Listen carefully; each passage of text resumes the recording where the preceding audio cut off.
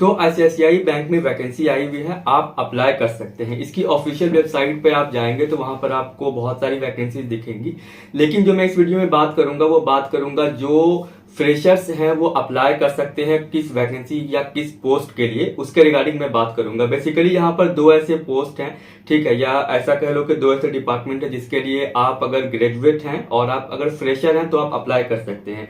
बाकी जिनके पास एक्सपीरियंस है वो भी ये इस पोस्ट के लिए अप्लाई कर सकते हैं, और साथ में अदर भी कई पोस्ट है जहां पर के एक्सपीरियंस रिक्वायर्ड है, ठीक है, तो वो जिनके पास एक्सपीरियंस है वो उनमें भी अप्लाई कर सकते हैं। तो मैं बता दूं यहाँ पर कि दो पोस्ट जो है वो है फोन बैंकिंग ऑफिसर का और एक है ई रिलेशनशिप मैनेजर का, ठीक है। अब ये फोन बैंकिंग ऑफिसर और ई रिलेशनशिप मैनेजर जो है इसमें काम क्या होता है, ठीक है, रोल क्या है, इसकी रिस्पॉन्सिबिलिटीज क्या है, उसके रिगार्डिंग मैंने ऑलरेडी वीडियोस बनाए हुए हैं, लिंक डिस्क्रिप्शन में है, आप चाहें तो देख सकते हैं, ठीक है। तो सबसे पहले बता दूं कि फोन बैंकिंग ऑफिसर में जो लोकेशन है वो मुंबई, हैदराबाद और जयपुर लोकेशन के लिए फोन बैंकिंग ऑफिसर की पोस्ट के लिए आप अप्लाई कर सकते हैं। इस तीन जगह में से किसी एक लोकेशन पे भी, या फिर आपने जो अप्लाई किया है इस तीन लोकेशन में किसी भी लोकेशन पे आपकी जॉब होगी। ये डिपेंड करता है आपका मतलब आपके इंटरव्यू पे। उसके बाद आपका जब इंटरव्यू क्लियर हो जाएगा, आपने जो प्रेफरेंस लिया है जिस भी लोकेशन के लिए आपने उनको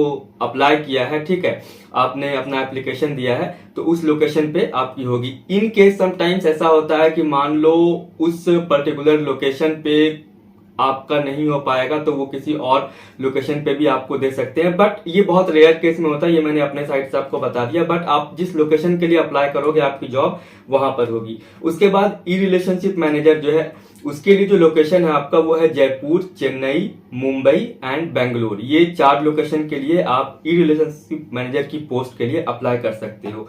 अब ई रिलेशनशिप मैनेजर और फोन बैंकिंग ऑफिसर जो है, तो देखो अगर आप फोन बैंकिंग ऑफिसर के लिए अगर आप कर रहे हो अप्लाई तो आपके पास मिनिमम ग्रेजुएशन की डिग्री होनी चाहिए, और अगर आपके पास कोई एक्सपीरियंस नहीं भी है तो भी आप अप्लाई कर सकते हो। लेकिन ई रिलेशनशिप मैनेजर में आपके पास अगर सिर्फ ग्रेजुएशन की डिग्री है, आपने सिर्फ ग्रेजुएशन किया है, तो आपको 3 इयर्स का मिनिमम एक्सपीरियंस होना चाहिए, ठीक है, वर्किंग एक्सपीरियंस 3 इयर्स का मिनिमम एक्सपीरियंस होना चाहिए, बिटवीन 3 to 8 इयर्स।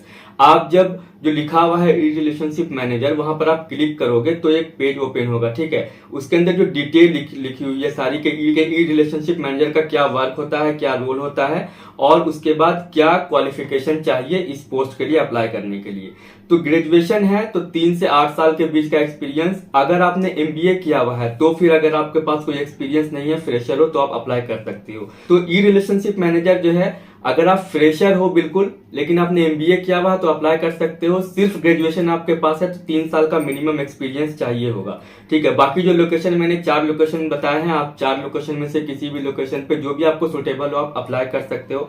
अप्लाई करने का प्रोसेस काफी सिंपल है। जब आप फोन बैंकिंग ऑफिसर या ई रिलेशनशिप मैनेजर पे क्लिक करोगे, ठीक है, तो एक पेज ओपन होगा, उसके बाद स्क्रॉल ऑन करके नीचे आओगे, अप्लाई हियर लिखा हुआ है उस पर क्लिक करोगे। उसके बाद एप्लीकेंट लॉगिन करने का आएगा, यूजर नेम पासवर्ड से आपको लॉगिन करना है, या अगर आप न्यू हो तो साइन अप कर लेना है। उसमें बेसिकली आपका जो पर्सनल कुछ डिटेल्स है, एकेडमिक डिटेल्स और रेज्यूमे वगैरह अपलोड करने होंगे, या मे बी रेज्यूमे ना अपलोड करना पड़े बट अपना जो अकाउंट बनाना होता है वो बना लोगे। उसके बाद एप्लीकेंट लॉगिन आप यूजर नेम पासवर्ड डाल करके अपना लॉगिन करोगे और फिर उसके बाद आपका अप्लाई वहां से हो जाता है। तो जब आप करोगे तो आपको खुद से भी पता चल जाएगा। तो अप्लाई का प्रोसीजर भी काफी सिंपल है, लेकिन अब आपने अप्लाई कर दिया, फिर वो एप्लीकेशन रिव्यू होता है, उसमें थोड़ा टाइम लगता है, ठीक है।